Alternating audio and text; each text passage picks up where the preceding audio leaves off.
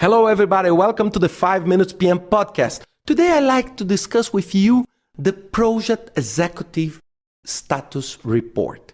So the Executive Report. It's very important and very interesting to discuss this because most of the time, the problem is not the lack of information. The problem that we face in a project is usually the excess of information. We have too much information. We have one Microsoft project file with 11,000 tasks. We have a budget that takes 100 pages. We have a risk assessment with 300 risks, and we need to wrap up this to present to our CEO or our CFO or our CPO, Chief Project Officer, to decide what we need to do. And sometimes we bring that mess of papers, that bunch of paper, and there is no decision. We become weak during our discussion because we are not ready. I tell everybody, it's much harder to write one paragraph to express one idea than to write 10 pages. Because when you write one paragraph, you need to focus, you need to be sharp, you need to choose the right word in the right place with the right number.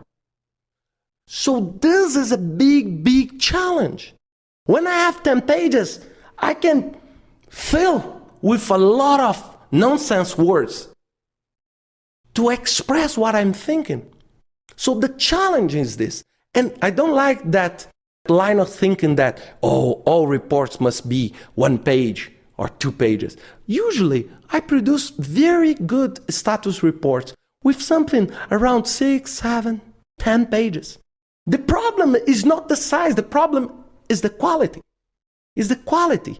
We need to understand that image, graphs, visual indicators are great because the people do not have too much time to read.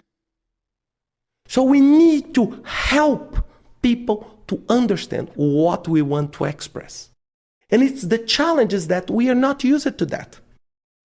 I'm an engineer. Most of the project managers are engineers, IT people, and we think that this is not important. This is not important. Pick this information, staple it, and give to the CEO. No, this is wrong. We need to be sharp. We need to prepare. We need to take care because this will be like our, only using example, like our gun to the war. This is the way that we'll defend ourselves, defend our project. This will be the way that we'll ask for change, ask for a different perspective, ask for sponsorship, show the results, market our results. So I love, and I tell people, even the paper you use is important.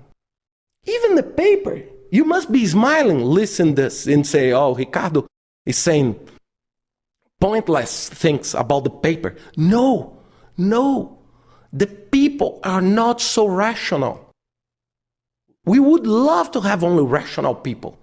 But this is not the case. If you deliver a very high quality graphic with good information, powerful, sharp, crispy information to help people decide, this will be the heaven for your project. The heaven. And what is my intention next week with the second podcast of this series is to explain, in my opinion, what should be in a status report. If I want to produce an executive status report, what do I need to put inside?